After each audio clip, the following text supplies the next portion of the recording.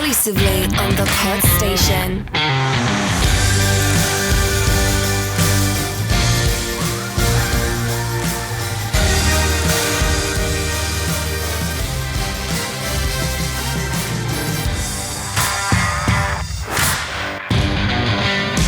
Welcome, listeners, to a film podyssey brought to you by the Two Marks. This time we're reviewing The Suicide Squad, and once again the Two Marks are delivering an irreverent review, providing you lively debate, conversation, and social commentary. Let me introduce my friend and co-host, Mr. Mark Pollard. Hi, mate. Are you okay? I'm good, thanks. How are you? I'm well, thank you very much. I feel we should elaborate that we're reviewing The Suicide Squad, not The Suicide Squad. Correct. The only difference in this is the word "the," isn't it? But it depends, because you kind of have to put "the" into the sentence to say The Suicide Squad, because it's a collective. Not The Suicide Squad. Yeah. So this could get very confused. Basically, you know the shit one that came out a few years ago? The 2016 one. We're not doing that one.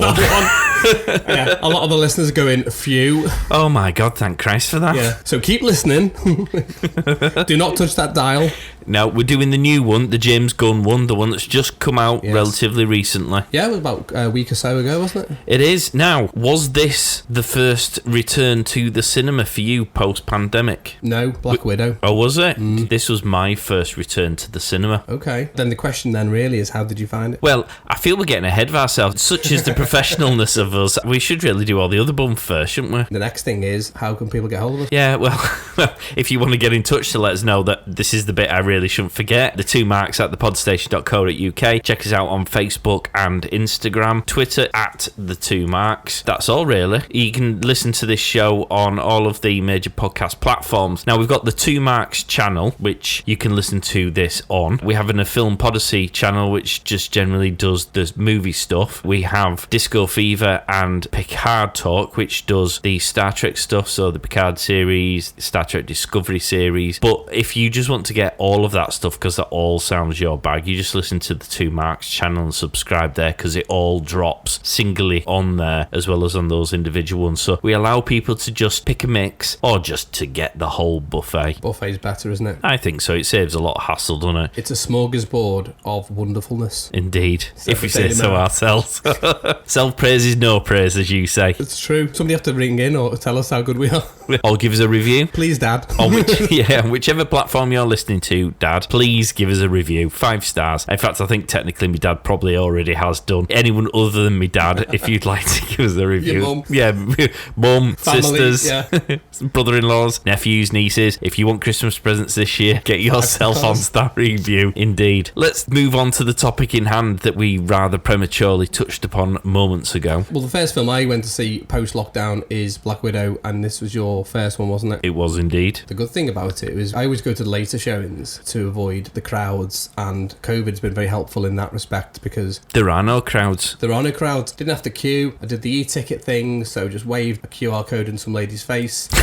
And that wasn't a euphemism, people. And I didn't bother with any of the food for these ones. We only do the food when we're paying £70 a ticket. Well, so anyone who's listened to these shows before knows that I am a cinema snob, and it's ironic because the gallery at Liverpool 1, which is the Odeon, A, if Odeon would like to be a sponsor in the show, the Two Marks at thepodstation.co.uk, but B, you need to pull your money out of your pocket and give it a bit of a revamp, because I don't think they've done anything to it for 10 years. Yeah, it's looking a bit tired now. However, the benefit of the gallery for not a huge amount more than a normal ticket does give you a lot more privacy and keeps you segregated from the idiots who bring carry bags, want to use their mobile phones, or just generally talk throughout the movie. So I generally do that, but during pandemic, obviously cinemas have been shut and numbers haven't returned yet to the extent that they're happy reopening the gallery. So I very, very, very reluctantly had to buy 3 tickets for going to the pleb seats in the ordinary cinema, and I was rather pleased to see that, albeit I was in the normal seat area, there was only about 2 other people in the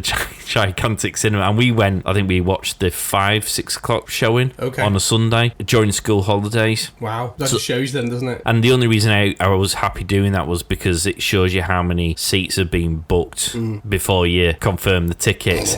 And I was like, right, I can cope if there's only 2 people in the entire auditorium. And one of them's a projectionist. honest. Yeah. And then before we went, I just went back on again to book new tickets, although of course I wasn't doing, just to see how many more. And there was only about another 3 more people. Okay. Quite happy with that, but we do normally do the gallery. And that's when I get all the munchies, because obviously having paid a chunk of cash, I want to make sure I get my money's worth. Yeah, the quality streets go in the pocket. Belt. Grab a big tub of popcorn. Yeah, nachos. Now, well, okay, come on.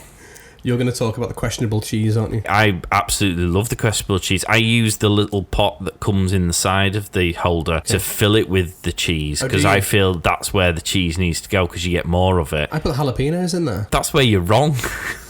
That's a lot of jalapenos as well. Jalapenos. Oh my God, your ass must sting like buggery the next day. I'll share between the two of us. The next day after doing the gallery, because I end up having 2 of those nachos because I paid a lot of money. The next day, my bum is crying.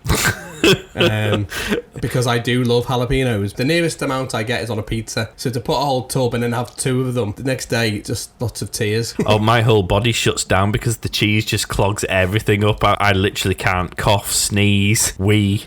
And like the other mucus. thing just gungs you up solid. Yeah. But nachos, it's you put a layer of nachos, some of the salsa, layer of nachos, more of the salsa, sprinkling of jalapenos on top. Not too many because I don't want to feel the burn. Yeah, fill that pot with cheese. Oh, I see. That's interesting. That's how you should do it. Maybe an opportunity for people to write in and see what they do, because I do a layer of nachos, cheese, and the salsa, a layer of nachos, more cheese, make sure you get the cheese, and then I put the jalapenos in the bit, and when I'm sitting down, I sprinkle them over. And then you don't sit down for another few days. Then I just stand. I just stand up for 2 days. So yeah, it was nice to be back at the cinema. It was a shame it wasn't in the gallery. It was a shame we couldn't do it together. But it feels like there's a light at the end of some tunnel. Don't forget, because of lockdown, we used to go to the cinema together to see these films, but we weren't actually actively reviewing them. No. The excitement moving forward is that if we do go in the future together, that we'll be able to mutually appreciate said film in the podcast that we review.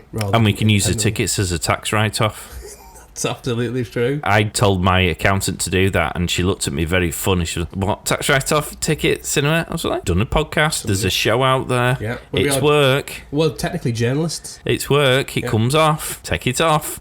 The government quite happy to take money off of me whenever they want. Yeah. This is all legitimate, people. So, cinema, watched it, what did we think? 2 minutes into this film was already better than the other one.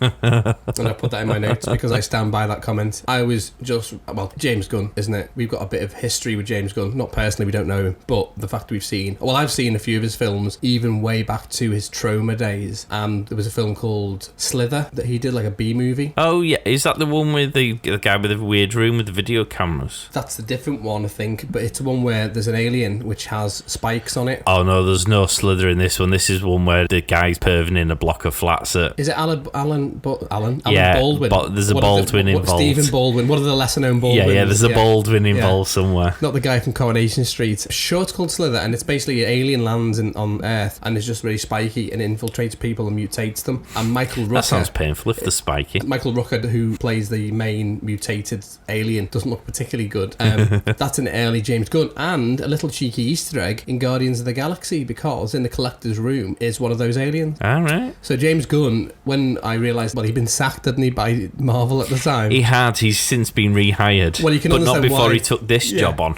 Well, that's the funny thing, is he got sacked and DC went, we'll have a better you. And then Marvel decided they probably need to take him back for the third film because none of the cast were going to return. And then he went, well, you'll have to wait now, won't you? Because I'm doing this. You can tell it's a James Gunn film from the moment it starts. Just wonderful. What do we think is different? What flopped so massively with the previous one that clearly hasn't for you anyway? Really Safe to say that. this current one, it's received more accolades.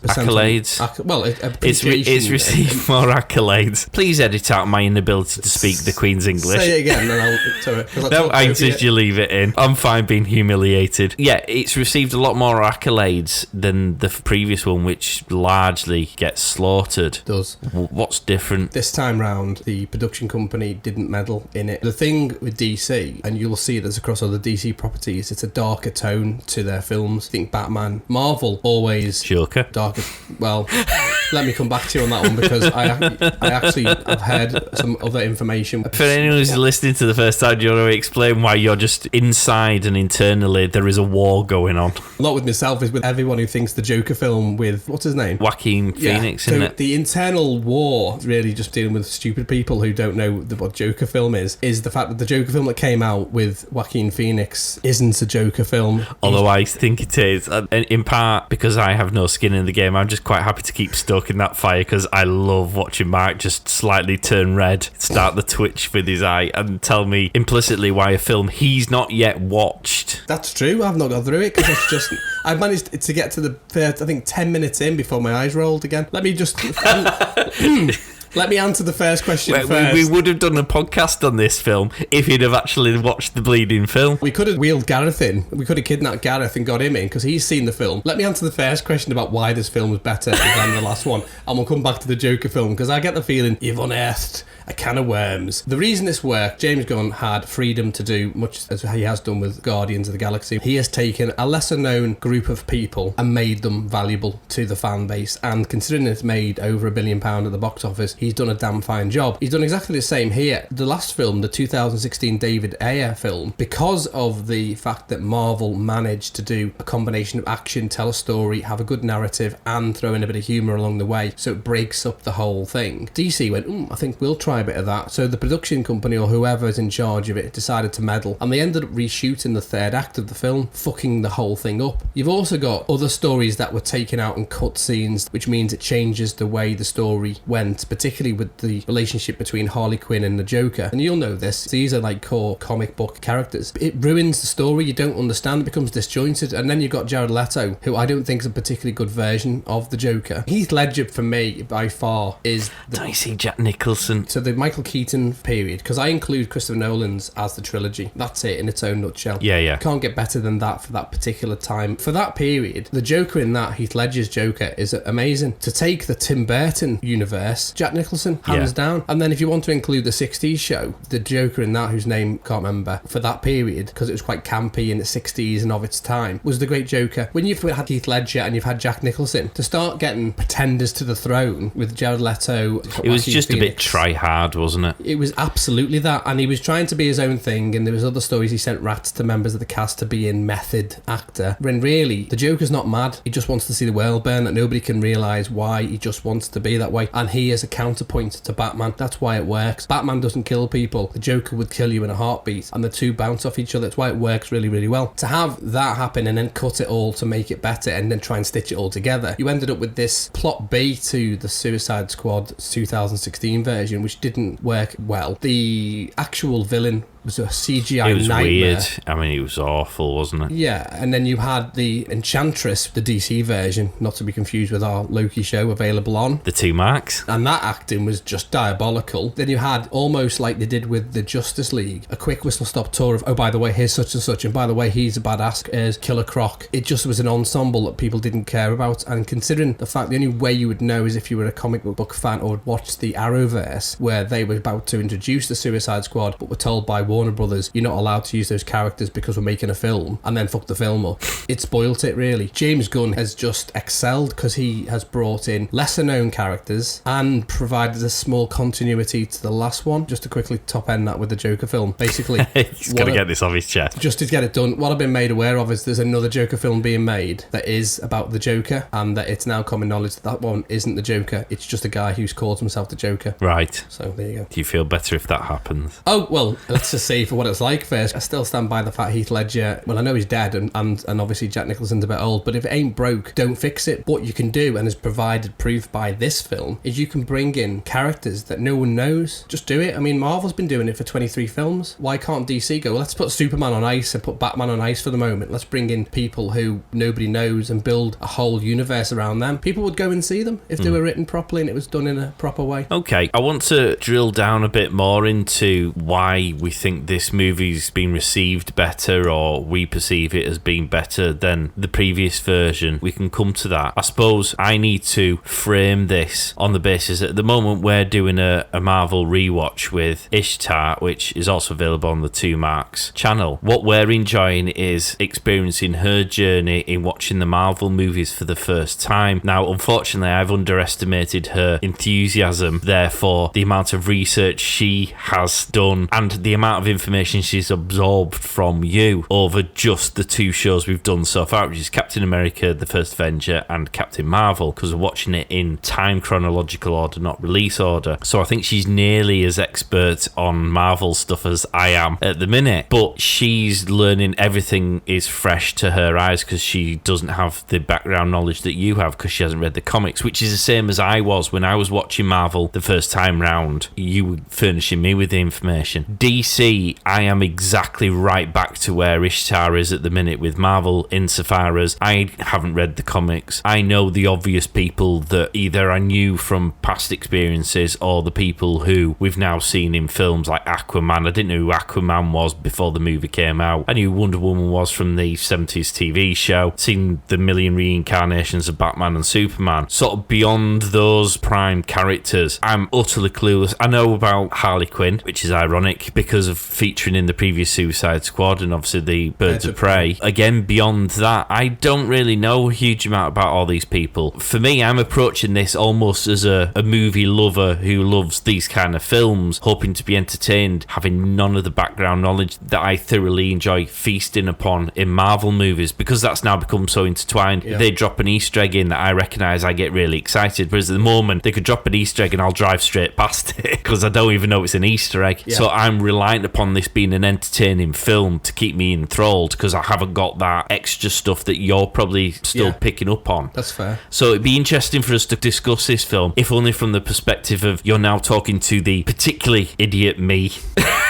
and I'm sort of looking to you to point out the Easter egg that I've just driven straight past, that anyone who reads any form of comics is going, oh my god, did you just see that? That's probably a good way to approach it, because you've seen Birds of Prey film, which I didn't particularly think was... It was a bit, nah. It continues Harley's story if you were interested in that. If you're familiar with the Birds of Prey characters, it would resonate with you. If you happen to have watched the 90s show Birds of Prey, you'd probably pick up on some things. For example, Barbara Gordon is Oracle, Commissioner Gordon's daughter. Black Canary is in the Arrowverse. Titan's out now. I watch all of those things, and I also played the games. Yeah. Wouldn't say as avidly as Marvel, but have read Long Halloween and certain graphic novels. You know, like Neil Gaiman wrote Lucifer, but he's writing Sandman, which is coming to Netflix, which is DC. Lots and lots of DC content out there, and there's lots and lots of DC properties that fans could absorb. But you see, I didn't even know that Lucifer was a DC character. That's partly the problem. People discount some of the TV shows, and because DC are forever rebooting and rebranding, you know, it was World of DC, then it's the DC EU, and then it's the Arrowverse, then it's not the Arrowverse, it's the CW verse because Arrow's finished. People are like, I don't even know where to begin. If you watch Gotham, for example, you've got a prequel. You've also got Pennyworth, a prequel to the prequel, because it's about Pennyworth when he was growing up and being part of the SAS. And then you've got Gotham before Batman was Batman. And it's shit as well. Gotham's particularly rubbish because they bring in all the characters that you expect in one of those ridiculously convenient ways. It just so happens that the Penguin is in Gotham. Does he need to be there? Can we not set the foundations so that... Anyway, we're going off piece there, aren't we? We could spend a whole podcast just discussing the various iterations of those characters. I think it comes a point where you get fatigued with... It's the Spider-Man thing, not the new ones, because they're great, because he's done a Harry Potter approach with things as ideal. It's the rebooting of Spider-Man. How many times do you need to tell someone the story of Peter Parker's uncle? People know it, it's implied. Let's move on to the next part, which is why the new movies work. The same with Batman. Everyone gets fatigued. So this is good. It's James Gunn. He writes well. He tells good stories that draw people in. The music's good. The way it's filmed, it always makes sense, and there's always a payoff. There wasn't interference from anyone else. Yeah. And it wasn't delayed, and they weren't doing reshoots. I think I enjoyed this one better than the other one because it feels more like the Suicide Squad that I'd been led to believe was the comic book one, i.e. everyone dies, everyone is likely to die. That's where the name comes from. It's an ironic state of affairs if the members of the Suicide Squad all survive because they're all huge, high rating paid stars. Will Smith was never getting wiped out, was he? No. Because he's the main character. And I suppose you could argue that with Idris Elba, but by virtue of the way that the story progressed, you were never 100% convinced he was going to survive. Because everyone else gets wiped out at some point in some way. Because people say, was it a sequel? My point would be it's kind of a secret sequel. I thought it was just a bit of a piss take continuance. It was James Gunn going, you made a right dog's bollocks of this, but I'm going to tie that up and I'm going to incorporate it. And for those people who enjoy this film, they're almost going to smile, an ironic smile, that I'm still using stuff from the shit show that was the first one in this one, which has been so much more successful. It's implied that this Suicide Squad, they go on missions continually, and that was just another mission that they went on, and some of the characters have carried across to that. But he very cleverly nips that in the bud in the first... Well, he wipes most of them out. Yeah, the first 5 minutes, all these people you've aligned yourself with and go, oh, he's back, dead. And then you've got new ones, because you've got the guy from The Walking Dead, Michael Rooker's in there, and you think, okay, he's not a small actor these days. He gets binned off. He plays the character Savant, so he's in the opening scene with his ball bouncing off. That's his thing. You think, oh, this is going to be good. And then he gets wiped out along with most of the others. What he's done there very cleverly is he's nipped all that in the bud, so the next part of the film just is its own thing. But there were some characters who still continued. So you had Amanda Waller. We also had Colonel Rick Flag, sort of the two continuous ones. I suppose we should, in case you're not aware, spoilers. We are going to spoil the film. Yeah. Although one assumes You've seen it if you're listening to a Suicide Squad film. But anyway, there's your warning. He obviously dies at the end, but he keeps him throughout the film, and he plays quite an integral part of the film, and then he just wipes him out at the end. I like that because James Gunn appears to have come in with a I don't give a shit attitude. I quite like the fact he's gone, yeah, I know you made a mess of that one, but I'm going to use that to my own advantage. I'm going to make it link because I'm from the Marvel universe and that's how we do things. Yep. I'll introduce a load of characters nobody knows anything about. I'm not going to dwell too much on giving you the deep depth analysis of why they're all broken. I'll give you enough where you sort of understand who they are and what makes them operate, but I want the rest of it just to be funny. For me, I pulled from this film, it's funny and lots of death and blood and guts. Which is right up your street. Because what you've got here is exactly the thing you like with the Game of Thrones storytelling. And that's why I think it's another reason it works. Because you just watch the film without getting too entrenched in the minutiae. It doesn't matter where he's come from. He's on a beach bleeding out. You know, the biggest build-up, because Nathan Fillion is one of his mates, he was playing TDK, the detachable Oh, kid. yes. Because he didn't quite make it to the cut of Guardians of the Galaxy. It was a deleted scene. There was these big things like, who's he going to play? Because obviously it's Nathan Fillion. He's lost loads of weight, and everyone's like, oh, what's he going to be doing? And so there was a huge build-up to this guy who was the detachable kid. And basically, he was shit. He got his arms come off, and that was it. But they all move at the slowest pace ever, and they just slap people's faces. So he's getting shot up on the beach. Then they're all doing jump cuts to all of the characters. One's been blown up. The guy who's dobbed them all in, I forgot what his name is, Blackgate or whatever he is. He's dead. Weasel drowned. Savant swimming off, and he gets his head blown off because he's a deserter. Well, this is the shortest film ever. Cut to Team B.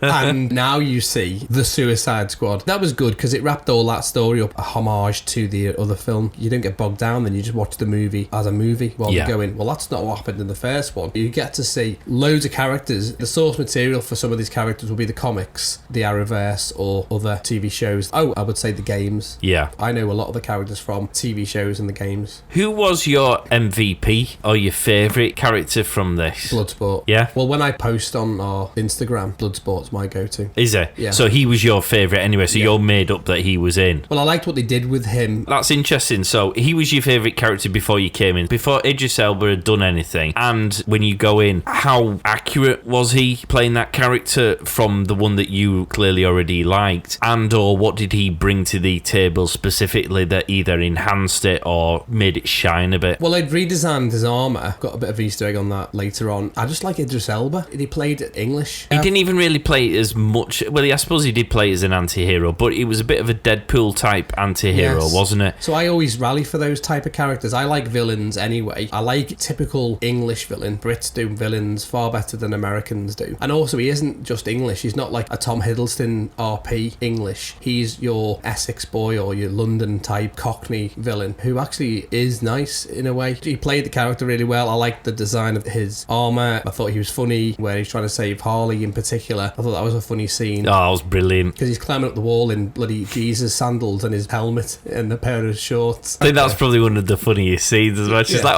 do you want me to go back in? I thought, I like that scene. Before that, Harley Quinn. I like Harley Quinn. Yeah. What about you? Ooh, well, so Harley Quinn was the standout star from the first one. Absolutely, hands down. I thought she was good in Birds of Prey, but I feel sometimes when you get too much of a good thing, it doesn't feel as special. So I enjoyed that film, but because it was all Harley Quinn, I feel like I got too much of the thing I wanted. In this film, I feel you got that right balance of how much Harley Quinn again, because she was back to her A game. Oh, absolutely. I mean, the way she just killed that fella that she just burned senseless on the basis that she has a bad taste in men and therefore just needed to kill him because he clearly would be a bad guy because all her guys are bad guys. It was genius. And then, of course, she had the whole rescue scene. Yeah. And it was just typical Harley Quinn where she's wandering around, she don't give a shit, she gets herself in bother and she sort of just figures it all out somehow. And she can hold her own. She's an independent, strong character as well. I love her. She was great. I did like the way Idris Elba played Bloodsport. The whole reticence to get involved in the mission until he was strong-armed with the kid, even though when you saw the conversation with the kid, he was clearly the worst parent figure. There was no, I love my kid, I want to make sure my kid doesn't follow in my footsteps, let's protect him thing. He was a knob to the kid as well. It was only because he had a pang of conscience that thought, I can't let her go to prison for life because her mum, who was now I'm not being derogatory, but I think he was like, your mum's a whore and has died or has left you, and I'm a shit show of a father and I never wanted you in the first place, but I'd hate for someone to hold me responsible for your life going down the toilet, which kind of came across as what his MO was for joining the Suicide Squad, which doesn't generally lend itself to a hero ethos, does it? No. So I like that. I also really like John Cena. Oh, Peacemaker. Okay. I thought Peacemaker was brilliant, just purely because he was the biggest nerd of a douche of a character who thought he was the shit. Well, and still kind of was in a way, but his character is funny because he's Peacemaker, but he will kill anybody for peace. Yeah. And the best scene, apart from the one where he's shooting, well, he was going to shoot the secretary in the window who wasn't doing anything, was the one on the beach, and he's like, well, what would you do if there was a whole pile of dicks on the beach? And you're like, I would suck every dick on this beach if it meant peace. It's like, every dick on this beach.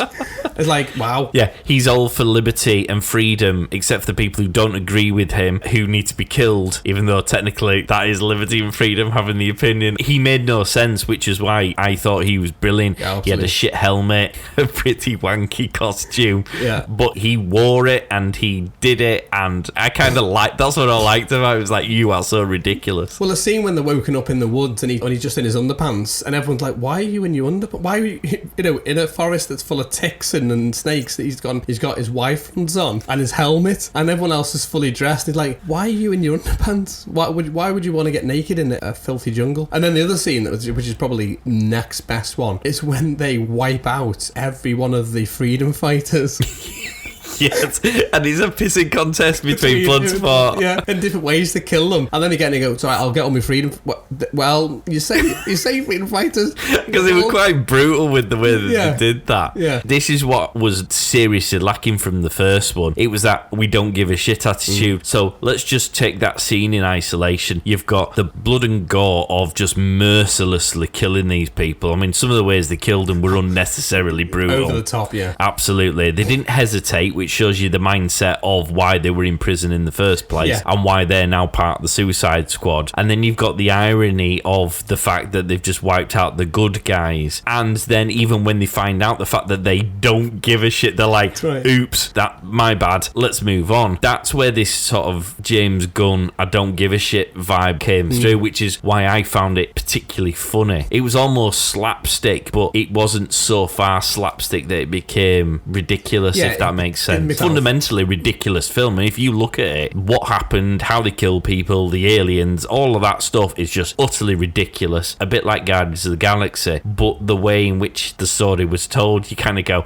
yeah, but it's really funny. It's not a parody of itself. Yeah, that's that's a great way of describing and it. Those scenes work because you've got the competitiveness and that they think it's a rescue mission, and actually they've killed the people that were helping them liberate the place they're in. As you say, they don't care, and that's why it works. You shouldn't be laughing because there's just been outrageous, gory killings, but it's funny. And just to emphasise his attitude to the whole Suicide Squad story arc or the characters, the introduction of some of the most ridiculous characters for no apparent reason other than they were ridiculous. So you got the polka dot man, which I thought was brilliant. A, because it's a ridiculous power. B, he looks ridiculous. But C, he's quite a dangerously warped, mentally unstable individual because of how he's wound up doing that, which made him a brilliant character because he was massively more powerful than you'd expect. He looked ridiculous doing it, but he was a huge danger to himself and everyone else by virtue of the mental damage caused by his mum. And then you also had, who was the guy with the brain plugs in his head? Oh, the Thinker. He served zero purpose in this story if you think about it. Yeah. I mean, I know it was alluded to that he was doing experiments on the alien thing, the big bad and what have you, but we didn't see him do anything, and we didn't see enough scenes where he actually added any depth to the story whatsoever. But he was a ridiculous man with plugs in his head. There was an excuse for James Gunn to blow him up or throw him into the pond or have him ripped limb from limb or whatever it was that ultimately happened. And that seemed to be his approach. He was like, you're ridiculous in the story, I'm going to do something ridiculous to you. The bad guys, you've got the handsome, suave general who's taken over the country. He gets gutted by Harley Quinn pretty quickly. And you're thinking, that's brilliant, because usually it's the suave, sexy villain guy who will be the big bad and will be throughout. That would involve sticking to the rules. Yeah. And because with Suicide Squad, there are no rules, hence you're getting gutted by Harley Quinn after you've had some because she's got issues. Like a praying mantis. Oh, it was brilliant. I understand the conversation that was had between Warner Brothers and James Gunn is that he had certain people he was told he had to kill, but everybody else was kind of open season. Then others were just killed because it served the narrative. Good level of freedom for a movie maker. What about the Shark Boy, or whatever he's called? King Shark. Is that what his name is? King Shark? He's called Nana Ooze because he's like a god, isn't he? Is he? Yeah. King Shark is what you'd know him as. So we had the crocodile in Killer Croc. Killer Croc in the first one, and you've also got the shark in this one. And I suppose there was a risk. I personally had a huge amount of prejudice towards that character this time round because of my experiences from the first one. Okay. And still took me 10 or 15 minutes to find me gear with the shark guy. It's a gamble, isn't it? Because they're so weird looking and so different. But even he was a good character in the end because he just wanted to eat everyone. Well, the Ratcatcher 2 is when she's sleeping and he's just slowly about to nibble down on her. He gets told off. Yeah, she's like, you were going to eat me. So it's like as you take the most serious thing ever and find it funny. Yeah. But you don't know why it's really funny if you wanted to grind down to why it's funny. It's just circumstance and the way people react to that circumstance that makes it funny, because eating somebody is inherently bad, particularly if it's a shark. So to have someone who's fast asleep anyway, vulnerable, and being eaten and just slowly going in and then go, no. Yeah, but it was balanced by the fact that these people's morals were slightly skew-whiff, so they were quite happy to give him permission to eat other people, whereas obviously Batman and Superman are like, you're not eating anyone because eating anyone is bad, you need to live off dead animal meat for your entire life, whereas they're like, well, they're bad guys so you can eat them, and he's a dick, you can eat him.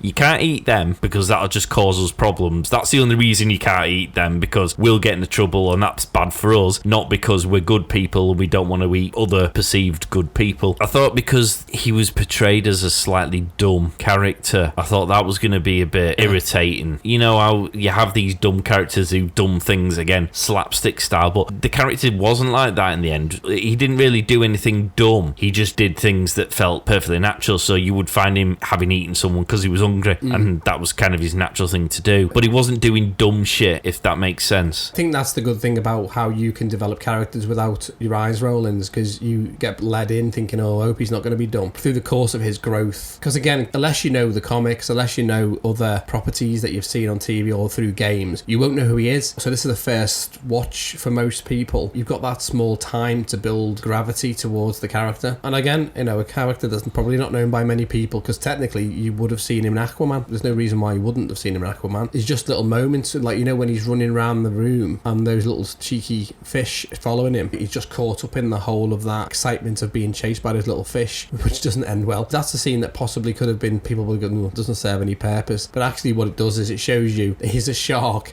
that will eat people, but also a bit of joy with him. Well, it's not even that, it's his natural habitat. It's water, there's fish. That's kind of where he's supposed to be. Sharks don't eat everything all the time, do they? Unless they're particularly hungry, they will only eat the stuff they want to eat. Like, I don't like mushrooms, so unless I was on a desert island where there are only mushrooms, I would avoid eating mushrooms. But if I had to eat mushrooms because I was starving, I'd probably scrap that, because I'd sooner die of starvation. But you get what I'm saying. Yeah. He doesn't necessarily eat everything, don't sharks? So the idea of him just wanting to be in there is great, and that adds more depth to him as a character. Whereas going back to the Killer Croc, I mean, Christ, that was a dire character. He was very serious, very dangerous, very you don't want to mess with him, and then obviously he'll kill people because he's a crocodile. Whereas the shark had more depth. He built the relationship with Ratcatcher. He built an affinity to the rest of the team. It's interesting because if you consider that King Shark is CGI and Killer Croc was actually makeup, it's interesting that you've got more of an affinity with a non-physical character, because it was motion capture. I mean, even Weasel motion capture. So you got two characters that essentially don't exist in real life. Killer Croc was mostly makeup. Maybe they've added a bit of CGI just to give some flourishes, but generally that's an actual person playing that character. Yeah. So the fact you've come away and added more value to a non-existing character is a good thing, isn't it? Oh, very much so. I think that's more down to the storytelling. Not least because you have characters like Colonel Rick Flag, played by Joel Kinnaman. He was in the first one and was again in the second one. It was just that humorous situational circumstance that Gunn puts him in that even breaks down the prejudices you would have had from this serious SAS, I'm in charge or I'll kill you soldier. So he came into this one with exactly that same brief. He wasn't any different a character, but it was the ridiculous circumstances he found himself in which forced him to have to just go along with the ride, basically. And adapt, yeah. And I thought it was quite nice. Since that first film, you could see he had a developed relationship with Harley Quinn. That's where the link is between the fact that it is in some ways a sequel. They've obviously built up a rapport now. For me, when I was watching it, as far as I was concerned, is this was just another mission of many missions. And if you take it along the lines of Amanda Waller is essentially Telly Savalas from The Dirty Dozen. If you know any of the Dirty Dozen films, all he does is grab 12 people, they go on a mission, whoever lives, well, they get freedom or their sentence reduced, because that's all Suicide Squad is. And so Rick Flag's just doing his job as team leader. They just bring people in to suit whatever the mission is. As far as I'm aware, it is a sequel. They didn't dwell on it. You don't need to worry about getting bogged down on the old one. I know what they're trying to do is, like they did with the Snyder Cut, is release the cut that David Ayer did do before everyone else got involved and gagged in on it. And maybe it may shift people's perceptions, but we haven't seen that yet, so you can only judge it on what we've seen. And this by far is a better movie. The relationship between him and Harley Quinn I found particularly poignant almost. There was that kinsmanship because they've obviously been in battle together before, so they've been there, they've got each other's backs.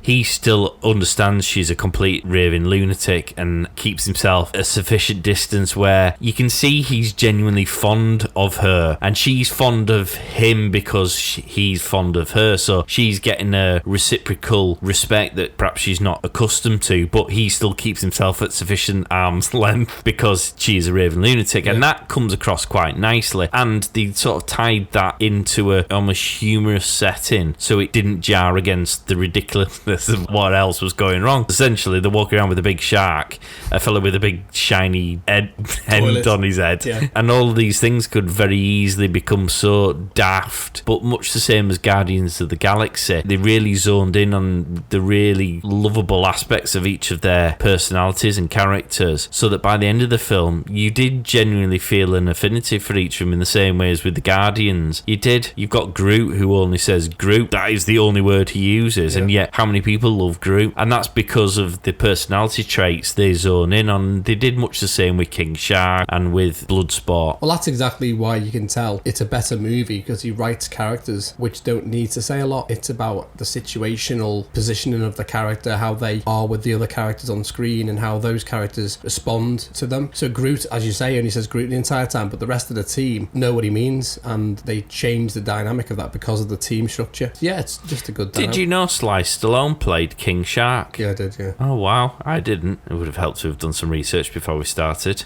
That was another role that was rumoured, and they were trying to work out who he was going to play. They never ever even considered the fact he'd be doing a voiceover. I mean, it's brilliant. He was made up about that job. What did we think about the big ending? In the first one, there was a ridiculous intergalactic doomsday scenario with Enchantress and whatever the chuff it was she was getting up to. With her brother. There was a little bit of a similar vibe to this with a gargantuan starfish thing. Starro. Yeah. We've technically With seen this before. human zombie stuff going on. It's sort of an equally intergalactic doomsday scenario, and it's equally as unbelievable from a real world type perspective. Why have we perhaps been more accommodating for this new ridiculous big bad than we perhaps were with Enchantress? Because we didn't get any backstory about the starfish particularly. I mean, we learned a little bit, but nothing that added any meat to the bone per se. I didn't know that he had wife and kids at home and was trying to breed her across the universe for whatever reason. You know, I didn't really care about the character, but I was more accepting of this ludicrous scenario than Enchantress waving her arms around with wishy-washy smoke billowing everywhere. I think it was just the tone of the film, wasn't it? There was a lightheartedness, so I think your acceptance level is greater because the other one was a darker tone, and Enchantress, coupled with, in my humble opinion, poor CGI, poor storytelling, the speed in which things kind of happened, like, oh, by the way, here's my brother, you're now possessed as the Enchantress because you found this artifact now which contains an ancient being, and then you release it and it suddenly takes over a subway station, and next minute it's taken over downtown New York. It just happened very quickly. With Starro, obviously it's not new. 30 years he's been under government control, and he's a bit pissed off. He's been left. The ending of the whole story, which is one of the saddest lines in this movie, is Starro says he was just happy floating in the sky looking at the stars. He wasn't trying to take over anywhere. He was minding his own business, and then NASA grabbed him and started doing experiments on him for 30 years. Well, there's your problem. You're going to piss someone off. So he becomes a victim of his environment, which God knows what's been done to him. That's why the thinker gets torn apart by him. 30 years or more of being prodded. Grubbed. Well, if you look at the experiments they do on the people who are the mindless zombies, they're all in different states. One's missing a head and one's got no eyes. And so they're not doing particularly nice things with his offspring. Yeah. Essentially, when he's free, he's probably going to be a bit unhappy. You think? The difference between that in terms of the story compared to some CGI top-heavy character that has been given not enough airtime to be appreciated by the fans and then is rushed and shoehorned into a bigger thing, because don't forget, Suicide Squad featured Batman, it was on the back of Justice League, and it was on the back of everything else they were trying to shoehorn in. There's probably people going, oh come on, just do a good story. So we've had a palate cleanser and now we're doing this, and I just think that, although is a massive starfish next to the Stay Puft Marshmallow Man, Well, that's immediately what I thought when it was wandering round. it's just plomping itself on all buildings and everything. He's angry when he gets got, and he just says, oh, I was only happy just floating around looking at the stars, which is a bit sad really, because he actually probably wasn't going to do anything. In the comics I think he's called Starro the Conqueror. The irony. Yeah, I think from what you get from that is actually he wasn't trying to do anything bad, he's just pissed off, and wherever he is he's just attacking them, because as far as he's concerned they are the enemy. Yeah. Tying into the fact that you've got this ridiculous team of people fits in well, doesn't it, that you'd have a ridiculous team of people that are attacking a ridiculous villain. Polka Dot has probably got one of the most strongest powers there is. Bloodsport says, pretend it's your mum. Like, I can't do anything. He's like, he's not working. I was like, pretend it's your mum, and he's just got this giant mum's face on the star. Again, it adds to the whole theme of the film, isn't it? It's funny. You're not going to come away going, I best watch out for massive starfish. You kind of take it as a popcorn movie, a standalone, if you will, and you come away enjoyed and satisfied that you might not know all the characters, but that's okay. You've made an interesting statement there, which is, as a standalone, it's obviously obviously not. No. Because it's a sequel to the first one with the way in which they've done it. DC seem to have decided that they need to get their shit together at some point. So, Batman, The new one. again, they're bringing that out. They don't appear to have quite severed ties with Superman. They've got Wonder Woman still coming out, albeit we personally thought 1984 was a horrible experience. They do seem to be wanting to build a universe, and given that this one ties into what was the first attempt universe, and this one's been quite successful, one assumes they're going to want to tie it into a future universe. I think they'll get James Gunn back to do more. They've got quite a lot on their plate at the moment, because you have got the Shazam sequel. Because the first one of that was quite good. It wasn't rubbish. No, what I call them popcorn movies. Yeah. It's a movie you go in, you don't necessarily need to know the ins and outs of the characters. You enjoy it, You enjoy you come the film, away. you come away, you don't feel like you've wasted your money. You come away with gunged up Inside, innards, with cheese everywhere. expecting a hot ring. Because that did well, they're doing a sequel. Then you've got Black Adam, which gets convoluted. See our Captain Marvel. Yeah, see the podcast. Captain Marvel in the Marvel rewatch for Mark's attempt to explain that. Yes. I like The Rock. I think Dwayne Johnson is, well, you can tell by the fact he's in everything. He's a good actor. I think he has the charisma to carry off a lot of the characters he plays. Black Adam, for me, will be a good movie. I'll go and watch that. Aquaman, the sequel. Yeah, I didn't like the first one. Well, it was the de-aging. The DC. Again, it's too CG. Yeah, it was all CGI. You end up having the Green Lantern. When you go to CGI, fans just go, no, put a bit of effort in. Practical effects work. We know what they work because J.J. Abrams uses them. They work well. Yeah. And they age well. See the more recent Star Wars. Yeah, even he, in one of the films he did, went back to doing stop motions on the chessboard, which is what they did in the 70s, and it works. The slate of films coming out for DC, there's a few of them, taking them a good few years to get their act together, but they're trying to be a bit like Marvel, and even Sony are trying to be a bit like Marvel now. None of them feel like they've quite got the shit together yet, though. Doesn't feel like there's a plan yet. They might have one written down, but I've not seen any evidence of there being a particular one. So the reboot of Batman feels more like Affleck wasn't happy working within the confines of what he was, and maybe they didn't feel that the Affleck Batman had the same impact they were hoping for. So let's get a new one in. Now, I know DC's very much about different timelines and universes, which gives them the get out of jail free card for explaining all of this other stuff. But that's not really a plan. That's relying upon the ultimate, oh yeah, but if A is wrong, please see B. Yeah, that is the case, because you can't keep rebooting your characters. You've got the new Batman film, but then you've also got the Flashpoint film, which contains Ben Affleck and Michael Keaton. So you've got another potentially Batman's in it, and I don't know whether Christian Bale was offered 50 million to be in it, and I'm not sure whether he said yes. We'll see. It might be one of those secret cameos. I'm looking forward to that film. Well, I thought Ben Affleck was quite a good Bat. The older version of that character who's been battered and has battle scars, then yeah, having seen the proper Justice League film, he's probably done a better job in that. Well, that's it. And probably even the Batman v Superman, that wasn't the extended version of that, makes it a better film. It does. I don't discount him as a Batman. I just think it gets tedious when you keep rebooting it, and for the fans it becomes a money maker. You know the story of Batman, you know your mum was killed with her dad shot in an alley after the theatre. Alright, tell a different story, having seen Gotham, but you know everything back to front, upside down. Pick on things like they're starting to do. Is like, okay, Aquaman, if you like it, you like it. Wonder Woman, the first one, instead of getting all woke about stuff. Other lesser known properties they could work with. See, you don't actually have to be a fan of the character. This Suicide Squad is a perfect example. As I said, I've got no comic book background. I just know I enjoy comic book films that are done well. Exactly that. And this was just a comic book film done well. And so I can just enjoy it as that popcorn movie as opposed to anything more detailed that I now expect from Marvel, only because I've had 23 movies and 3 official but another 5 non-official TV series that has added a depth to my understanding of how it all works. And you've not changed the characters? No. I'll caveat that with a couple. Edward Norton. Yeah, the Hulk. Yeah. See our debate in Captain America Marvel rewatch. But also the guy who plays War Machine, because he wanted more money, they replaced him. There's a couple of changes, but they're not changes because they're rebooting the character. It's because of people being greedy or knobheads.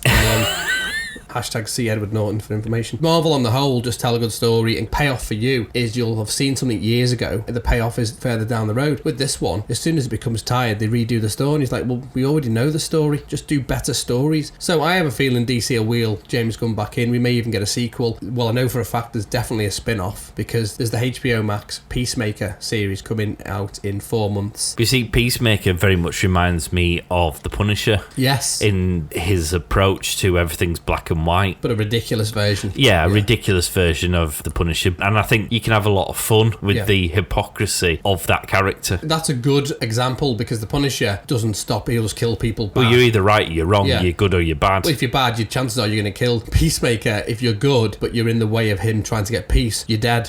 That's kind of taking that character and flipping it. It's like Deadpool is basically a piss take on Deathstroke. So you've got these Marvel characters playing off against DC characters. Yeah. And because James Gunn, I think, is directing the Peacemaker TV show, and that ties into the continuance what we see in the post-credit scene. But you see, I'm looking forward to that. I didn't know that was on the slate. Did you not? And I'm now looking forward to that because of what they've done in this film. And this is what I've been lacking from DC, apart from occasional flashes. So the first Wonder Woman I thought was really good. I enjoyed that, but because it was so isolated from everything else, I haven't really gotten excited about that because I didn't see where they were going to lead on to it. I was excited about the Justice League, but they managed to drop that fucking ball. Yeah. Although the 24-hour version is better. This I really thoroughly enjoyed, and so I am genuinely excited about watching a TV series about the Peacemaker because I enjoyed that character. I want more of that character, and that's all I want from the DC universe. I'm not I'd probably say I'm more Marvel than DC, but that's more not through comics because I haven't read any of the comics. My bias towards the Marvel stuff is because Marvel's just done a better job of the stuff I've been exposed to, and I'm more than happy for DC to pull that back because Batman and Superman were the first superheroes I was aware of. That's a fair comment. I think if DC had focused more on building a universe instead of just doing tentpole movies which sets up other things, I think you would have had a better, maybe a balance between Marvel and DC.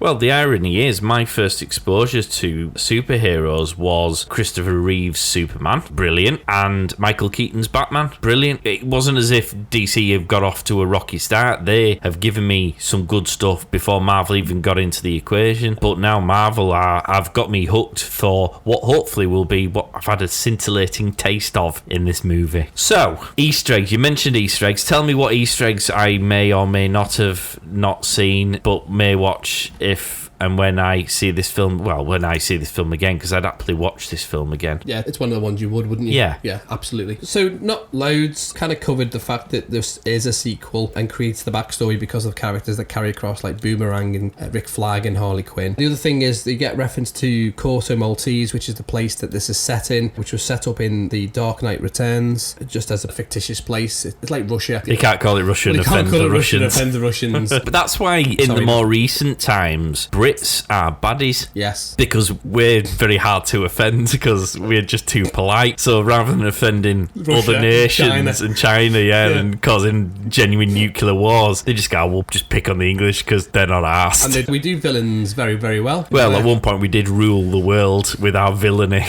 Yes, I love it. I love our heritage. We do it well, and also it keeps our guys in work. Happy days. Yeah. Markovia is the fictitious place that's in Russia, but not Russia, that gets used. It's in like Supergirl and Superman. It's always referenced in those. We get reference to that Bloodsport was put in prison because he shot Superman with a kryptonite bullet, which is kind of a link to the story in the comics. They've taken that bit, which is quite interesting because obviously we know Superman. Well, we've had the conversation about Superman many times. If you want to know what Mark's position is on Superman, start listening to our podcasts. Yeah, indeed. It gets mentioned a lot, doesn't it? It does. And I'm quite clear on my position as well. Absolutely, and I support it. Now, there's two things here, and I'll let the fans and our listeners decide whether this is the case. In the background, as we mentioned, James Gunn thrown in a couple of lesser known characters that are essentially Easter eggs. There's a character in there that's down on IMDb as Kaleidoscope. Right. Now, there's also a character in DC Comics called Crazy Quilt. If it is Crazy Quilt, it's not down in the IMDb as Crazy Quilt, but if it is, they've changed it to be a female character. And in the comics, Crazy Quilt is an artist and master criminal who's blinded by a gunshot and can only see bright colours as a result of experiments. In this, which is down as Kaleidoscope, the difference between the two DC characters, Kaleidoscope can create hallucinations and illusions through light display based on the name. There we go, just maybe... Now, which one was Kaleidoscope? Because I'm looking at the picture of the actress. So when Bloodsport's walking through with Amanda Waller and he's saying, and she threatens about his daughter, sitting on the table in the background. She's down as Kaleidoscope. I didn't even notice her. Yeah, I'll let the fans listen into that. Now, also in this, now I know these characters from playing Arkham Asylum and similar games. Double Easter egg, Sean Gunn, who played Weasel as a motion capture, also plays another character who's famous in the DC canon as Calendar Man. Calendar Man. They're probably scraping the barrels when they're coming up with some of these characters, aren't they? Calendar Man is not specifically lesser known if you've played the games. It is if you're not a big fan of the comics or you've read them. Calendar Man is a killer who kills on certain times of the year, April Fools and Christmas and things like that. So he plays him and has the distinctive tattoos around his head. Then the other person is Double Down. Now, Double Down in the comics is a character who basically has a magical deck of cards tattooed to him. You can peel them off, which is why you see some of his flesh missing. It's a bit like Gambit in the Marvel universe, but less grim. Because his cards are just a deck of cards that he's very good at killing people with. If you've ever played poker with me, you'll also know that I'm a killer with the cards. Do you just throw them at people if you lose? No. Someone once nicknamed me as Origami. Oh, why is that? Because I fold too easily. Oh, nice. In the realm of that up there with Sniper's Delight. Sniper's Dreams. King Shark is introduced, and we obviously get his backstory being Nananu, my pronunciation. Basically, he's king of the sharks. I know him from the Arrowverse. Project Starfish, the inspiration is actually from a US government 1962 nuclear testing program where they actually sent a Thor rocket into space, which exploded, trapping radiation in the atmosphere, and that was the inspiration for this project. The governments have a lot to answer for on this planet, don't they? Do indeed. With regards to our conversation on Harley and how her story and origin has developed over the course of the movies, we'll notice she's got a new tattoo and her jacket's been upgraded. Before it said property of Joker, it now says property of no one, so they've updated that. Her jacket now has a little bit of a nod to a previous Life of Crime with the Joker and says live fast, die clown. We get, along with a lot of cameos from the Guardians of the Galaxy folk, which include Nathan Fillion, Sylvester Stallone, who actually played one of the original founders of the Guardians of the Galaxy in Guardians of the Galaxy 2, Michael Rooker, Sean Gunn and Steve Agee. We get a Mantis cameo, but not really Mantis. The woman who plays Mantis in Guardians of the Galaxy, Pom Clementif, is the woman singing in the bar they go to. So he wheeled in his mates for that. The other thing that I thought was really cool and has been confirmed by James Gunn is the update to Bloodsport's tactical suit. The mask looks reminiscent of the alien xenomorph, and in fact that's where they drew a lot of their creativeness from. There's a few people there you've named who cross over between both Guardians and this film. You mentioned Mantis. Sly Stallone was in the second Guardians. Yeah. Who else was there? Rooker plays the Yondu. Yeah, Yondu. I mean, it's quite interesting. Well, it's interesting insofar as it's interesting that Marvel and DC let these people so readily flop between the two. You'd think they'd be a bit more precious about it. Although, I suppose, spoiler alert, if you've not seen Guardians of the Galaxy 2, but Yondu may not be a character that's necessarily still in circulation. So I guess he's now a free agent, as it were. Well, Sean Gunn plays the motion capture for Rocket Raccoon, as well as being one of the Ravagers. Yeah. Well, it's essentially what's his name does with his brother from Happy Days. Oh, yes. The bald guy. Yeah, the one that's in all of them. Polka Dot's origin is established. Now, Polka Dot is a very interesting character because he, in actual fact, only ever appears in the comics twice in the whole history of the comics. I can't understand why. Well, he gets mentioned, I think, in the 70s, and then they do nothing with the character. And I wonder why. And then later on, in this one, they've slightly changed his origin because they make it that he was obviously experiments from Star Labs. Now, the interesting point of why that's key is because, as we know, or may not know... Well, that was one of the Easter eggs I did get. I did get a little bit... Oh, yeah. Okay. I obviously lent into the missus and went, oh, I know that. Star Labs. Pretended I'm some sort of comic book guru. Well, we know Star Labs because of Justice League. Yeah. We know Star Labs because of Cyborg. Yeah. However, people will also know Star Labs from The Flash. And Spider-Man. Spider-Man. Is he not Spider-Man? No. No. Who? Ignore that. There you go. I've just ledgered my chin. Everyone now can see I am a fraud. I am a sham. He's achieved what no one else could achieve as a Marvel DC crossover. But this is why I love Marvel stuff, because now you furnish me with enough information where I can use your information to make myself sound intelligent. In fact, it's now got to the point where in our rewatch shows, I am using his own fact facts against him. Ishtar's sitting there going, "Oh, Mark, you're so amazing. Your knowledge is deep and fruitful." And Mark's going, "Hang on a minute, I told him that."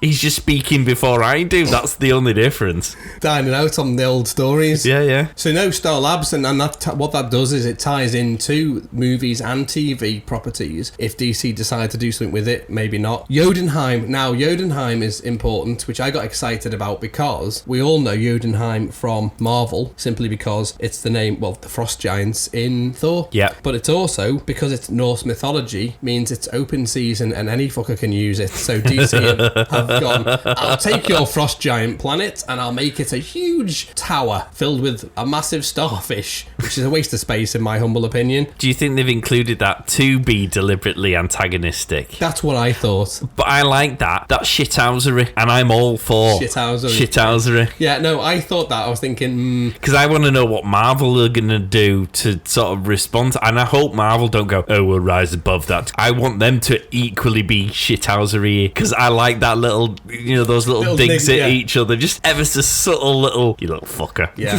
Well, what they've done is they just employed James Gunn again, didn't they? There you go, DC. And gave him a successful franchise. Yeah. Well, I picked up on Jotunheim thinking, I'm sure I recognise that name. I instantly recognised it. I was like, oh, that's come from Thor as that. Absolutely. Starro technically links to Godzilla and Pacific Rim because it is classified as a kaiju, which is the Japanese name. Well, it means strange beast in English. Basically, it's the genre that the Japanese movies kicked off in 1954. So technically, if you want to be pedantic, it is a kaiju. Now we move into the post-credit scene, which we've already mentioned, literally picks up where the Peacemaker show is going to be done. And I understand that's James Gunn, so we think... Oh, was there a post-credit thing? What? What? Was there? Did you? No, of course it didn't. Because it's a Marvel thing, not a DC thing. Or if DC suddenly started doing it, do I have to watch this? For the benefit of the recording, we may be about to pause briefly while I watch the post-credit thing. Do you know what? I nearly stayed in because I thought, I bet they will. But then I was like, well, no, that's such a Marvel thing. And in fact, talking about shithousery, it's shithousery of DC to make us sit in the cinema thinking they might do a Marvel, only to not do a Marvel. But it appears they've done a Marvel. Yeah. Oh. So, we are about to watch the post-credit scene. Well, sorry, I am. Right, so we have just come back from me having watched the post-credit spoiler that I had no idea existed, which gives you something to... I should prefix this with some sort of defense for myself, because we've sat in DC films previously on the off chance that there'll be a post-credit spoiler. We've had cinema employees coming in going, yeah, there's no spoilers. You're just sitting here wasting your life, because they've obviously seen lots of people just doing it on the off chance. I've just assumed that DC weren't. Now, is this another example of shithousery, where now DC are gegging into the post-credit world? Well, there is that, but I think what actually might more likely be the case is because it's James Gunn and because he's helming the series. Technically, does it mean anyone who does a post-credit scene's copying Marvel? Arguably, yes, but also doesn't mean you can't. Yeah, but that's that's perfect shithousery. It's like, it works, it's good, you did it first, but we're going to do it anyway. Let's take it in the wider context of the fact that at the point of him doing the movie, he had been sacked by Marvel. Yeah. So let's say yes, it's shithousery. Because in the wider context, if I was sacked by Marvel for something that happened years ago, I would go, okay, Jotunheim. Hashtag post-credit scene. But also he's promoting his show, which is out in 4 months. So the post-credit scene. Yes, it's good. Well, it leads on to the TV show that I should have known was on the... certainly I would have had questions about why he was still alive and what they were going to do with him. Oh, yes. Because anyone who's not seen the post-credit scenes, pause now, go and watch it. Come back.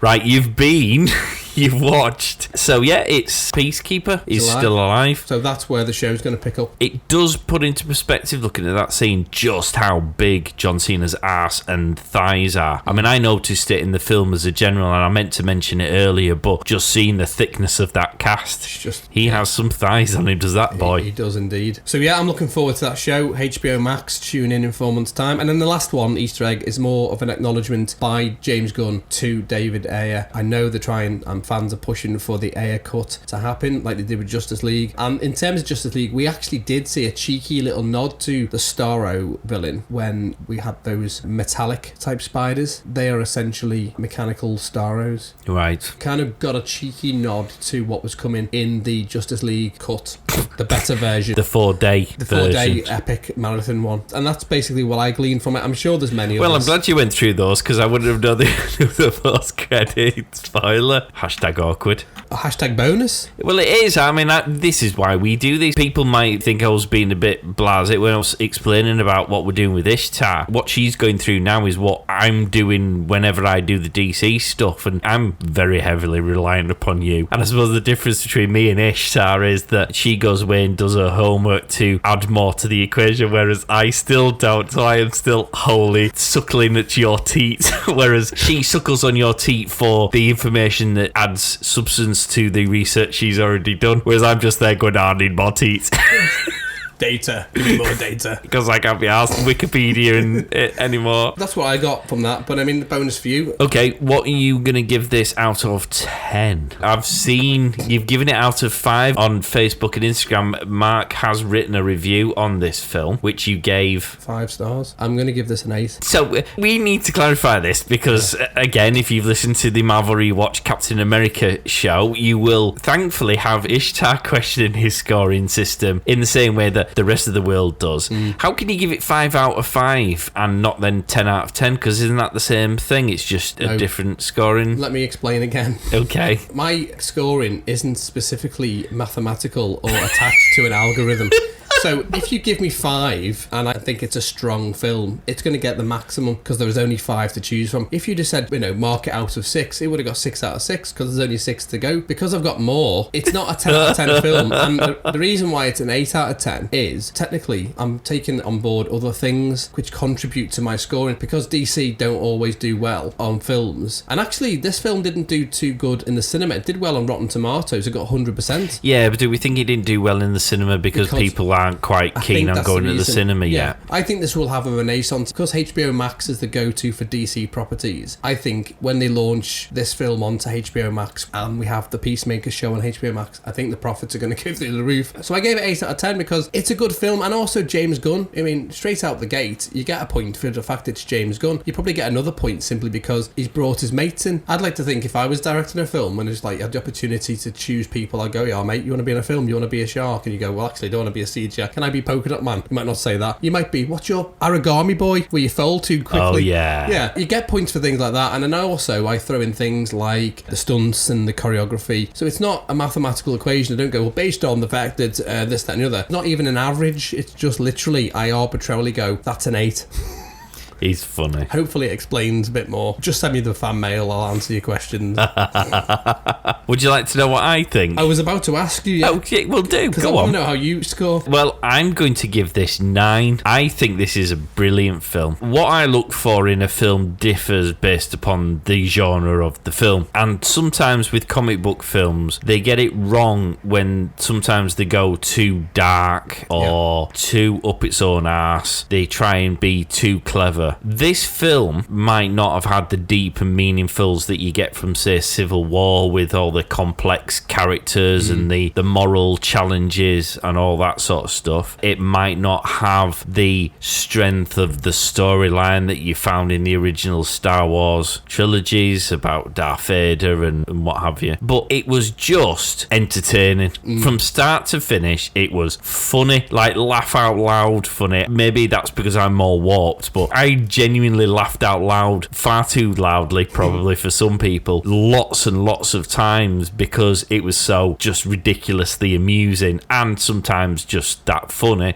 It wasn't too heavy, so I could just sit back and just let it wash over me. I wasn't under a pressure trying to remember stuff or keep track of stuff, or I wasn't left confused because they'd introduced a ridiculous the government experiment thing. Could have been something where I was like, oh, I can't remember where that's come from, I can't remember who's doing that. They were like, don't worry about it, mate, it's not that important, this is all the stuff you need to worry about. So I laughed heartily, I was thoroughly entertained. It was a fast moving film, it didn't get bogged down in its own shit too much, and it gets an extra bonus point because there's a post-credit spoiler.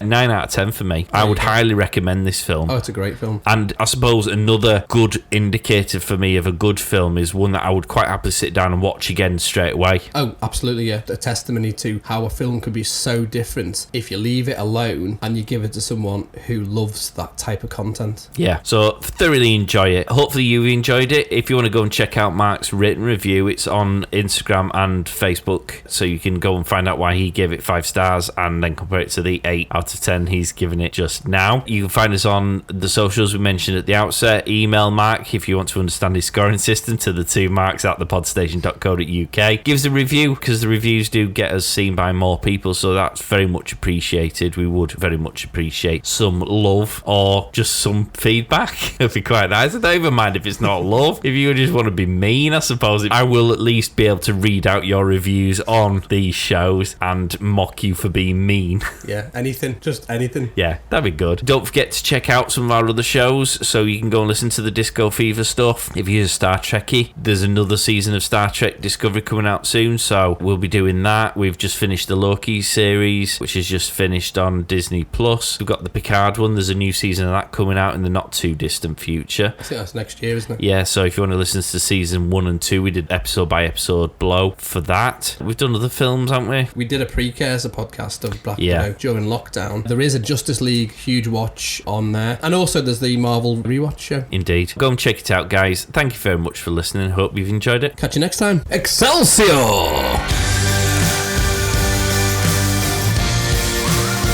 Check out all our shows exclusively on thepodstation.co.uk.